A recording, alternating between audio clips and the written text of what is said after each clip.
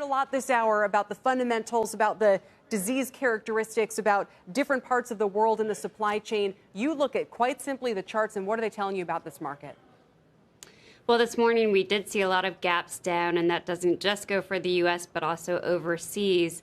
And that's a problem. It does reflect a loss of short-term momentum, and it comes from what was an overbought condition. So I do think that we assume the pullback will keep its hold here in the near term, but not to panic, not to really be reactive on these types of moves, because sometimes they do prove to be opportunities. When you tend to get these very fast and furious, sort of emotionally charged down days, they are often yielding these sort of extremes in market sentiment, things like the VIX popping up to its highest level in more than a year.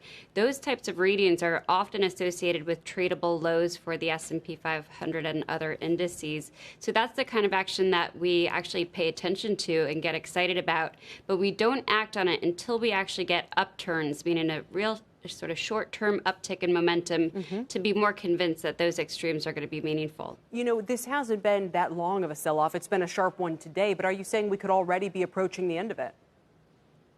We could be. So what we look for are those extremes, the oversold extremes, and of course getting much more widespread than they were going into this morning. I believe it was only about 10% of the S&P 500 constituents were actually oversold already. So I think it'll probably take a few days to get to that extreme reading that we really want to see. And in the process, we have to judge whether the impact of this decline is actually just short-term or intermediate-term. As it stands, it is only short-term. We're not getting sell signals in our intermediate-term trend-following gauges. That's what we'll be watching for. That's what we would worry about. We're also, of course, watching support levels, not just for the major indices, but on the individual stock level. So if we started to see a lot of breakdowns that are then confirmed by more than just one down day, but a couple down days, in some cases even a couple down weeks, that's where we get nervous, because that's where breadth has really deteriorated, and we don't have that as it stands. The levels that I'm watching for the S&P 500, of course, it's down below its 50-day moving average, like so many major indices around the world also are today. But I'm looking at minor support around 3205 to 3215. It'd be great to see that level hold. I think it probably will on a closing basis or consecutive closing basis.